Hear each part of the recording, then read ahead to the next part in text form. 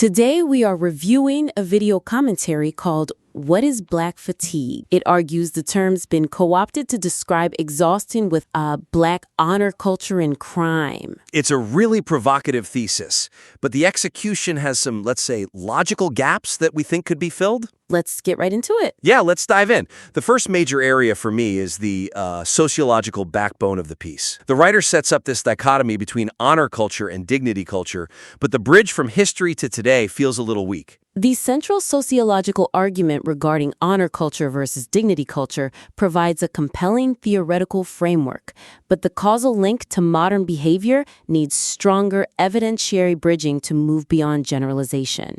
Right. The setup itself is solid. It explains honor culture, rooted in protecting livestock when the law is miles away, and contrasts it with dignity culture from the Enlightenment. That part. It's a good foundation. The weakness, though, is when the script tries to explain why Black culture supposedly retained this honor culture while others moved on. Exact. The explanation it gives is reduced almost entirely to, racism against white people or a simple refusal to act white. It argues that Black Americans rejected dignity culture just to avoid being called Oreos or Uncle Toms. And that feels, reductive. It's framing a huge sociological shift as just an attitude problem. It is.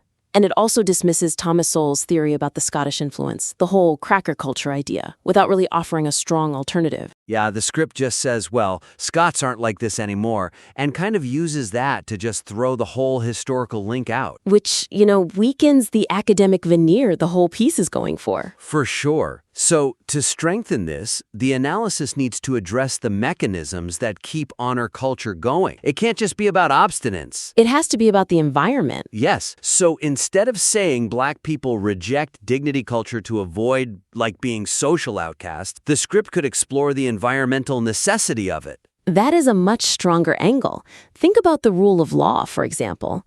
We know honor cultures stick around where people don't have confidence in the rule of law. It's true everywhere. The Balkans, parts of the Middle East, and in some American inner cities. If you don't trust the police to show up or the courts to be fair, you have to handle it yourself. You have to project strength to protect your reputation and your property. Right. That isn't anti-white racism. It's a structural survival strategy. And if the writer pivots to that argument, it becomes a lot harder to dismiss.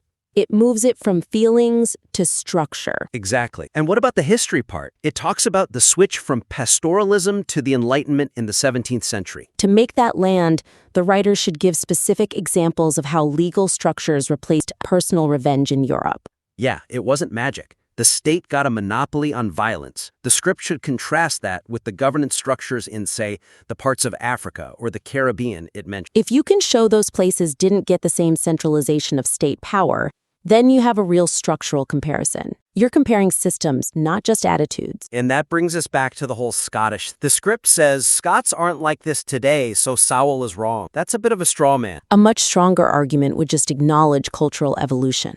Precisely. The Scots evolved because their incentives changed. They got factories, reliable courts. Suddenly being peaceful was more profitable than being violent. The script could argue that the incentive structures in modern inner cities are a barrier to that same kind of evolution. Now that's the key. It frames it as a response to current incentives, maybe the welfare state, maybe the justice system, instead of just Black racism. That nuance would make the honor culture thesis feel robust, not just like a complaint. Okay. So moving on from that, let's talk about the evidence. The piece uses two very different kinds of proof, and they don't always work well together. Yeah, I noticed that too. It undermines the objective authority the narrator seeks to project. It really does. On the one hand, you have the narrator citing the 2016 Roland Fryer study on police use of force. That's a heavy hitter. It's an appeal to empirical academic authority. And then, 30 seconds later, we're basically doom scrolling through X watching fights at Wendy's. It feels like nitpicking. Taking these very selective viral videos of individuals suggests the conclusion was formed by what the algorithm fed him, not by the data. And that alienates anyone who needs more than just an anecdote. If I'm a skeptic, I'm just going to say, okay, so you found 3 crazy people on the internet. What does that prove? Exactly. So the suggestion here is pretty straightforward. Use the viral clips as illustrations of a point you've already proven with data, not as the proof themselves. You have to contextualize. Let's take that clip of the man who won't get out of the car for the police. He's yelling, "Don't touch me," over and over. Right. As it stands, the script just frames that as him being rude or, a criminal. But if you tie it back to the definition of honor culture, Then it becomes a case study. In an honor culture, being physically handled, especially by another man, is a massive insult. It's a challenge to your status. so if the narrator analyzes the dialogue in that clip through the honor dignity lens he already set up, the clip is transformed. It's not just a viral freakout anymore. It becomes a textbook example of the theory in action. It's evidence, not just entertainment. And speaking of evidence, the analysis of the Freyer's study needs to go deeper. The script mentions Freyer found no racial bias in police shootings, but he did find bias in the general use of force, pushing, shoving, that kind of thing. And the narrator just sort of dismisses that finding. He says it's probably because of resisting arrest, and he mentions body cam footage in general. But is that connection really proven in the script? Not really. To make that point stick, you need to cite specific stats on resistance rates. You can't use Freyer's data to debunk one narrative and then just say we have evidence to indicate, to hand-wave away the part you don't like. Otherwise, it looks like you're cherry-picking. And on the bigger point about black fatigue being a widespread feeling, the script says tons of people feel this way, based on comments under X posts. Which is just flimsy. X comments are not a representative sample of anything. The writer needs to look for polling data, maybe some broader sentiment analysis if it's out there. And if it's not, then just frame the viral videos differently. Call them symptoms of a breakdown in social trust, not absolute proof of a monolithic culture. It just lowers the temperature and raises the credibility. Here's symptoms versus this proves everyone is like this. Right. Okay, let's shift to the rhetoric, specifically how the term black fatigue itself is handled. This is the whole point of the video, the linguistic flip. The redefinition of the term black fatigue from its original academic context to the new usage is handled with a derision that limits the audience to those who already agree. It's a big problem right at the start. The script acknowledges the original definition by Mary Frances Winter's Exhaustion from Systemic Racism, but immediately mocks. Yeah, the narrator calls it imaginary racism and total fiction. And that's a huge strategic mistake. You're aggressively delegitimizing the original term right out of the gate, which signals extreme bias. You're shutting the door on anyone who might think systemic racism is real, but is also open to your idea about cultural burnout. You lose the entire middle ground instantly. So the suggestion is to use a linguistic evolution argument, not a truth versus fiction argument. Steelman the pivot. Acknowledge that, yes, Mary Frances Winter's definition is the academic standard. But then argue that language is ultimately defined by usage, and since black fatigue is trending on X with this completely new meaning, He can argue that this colloquial shift represents a genuine grassroots feeling that can't be ignored, regardless of where the term came from. It doesn't matter if the academic term came first. If millions of people are using it differently,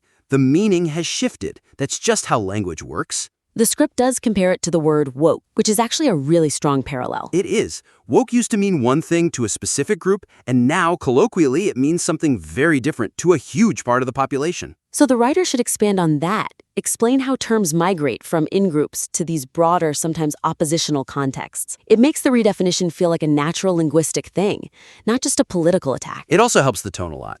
Instead of saying, I find this inversion absolutely hilarious, which sounds a little petty. Frame it as ironic but revealing. Ironic but revealing. Yeah, I like that. It keeps the critical stance, but it doesn't sound like you're just laughing at your opponents.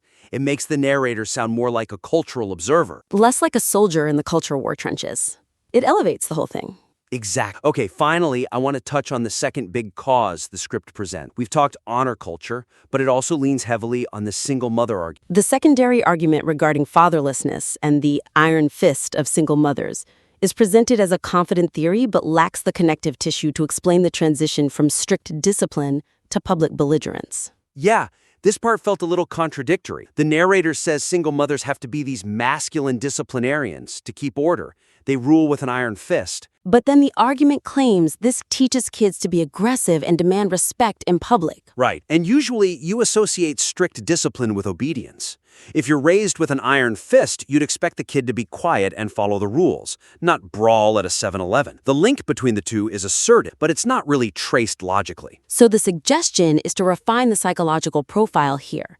Explain why this specific kind of parenting leads to these specific behaviors. The key is to clarify the mechanism of the discipline. In an honor culture or a home that's basically operating under those rules, discipline is often about saving face or respect, not abstract rules. That's the difference right there. In a dignity culture home, you get punished for breaking a rule, like don't run in the house. Whereas in an honor culture home, you might get punished for disrespecting your parent. Exactly. And if you're taught from a young age that disrespect equals punishment, and that violence is the tool to correct disrespect, you project that out onto the world. So a cashier's mistake or a cop's order isn't a procedural issue anymore, it's a personal slight. A personal slight that requires a swift and extreme violent response to regain your status just like you learned at home.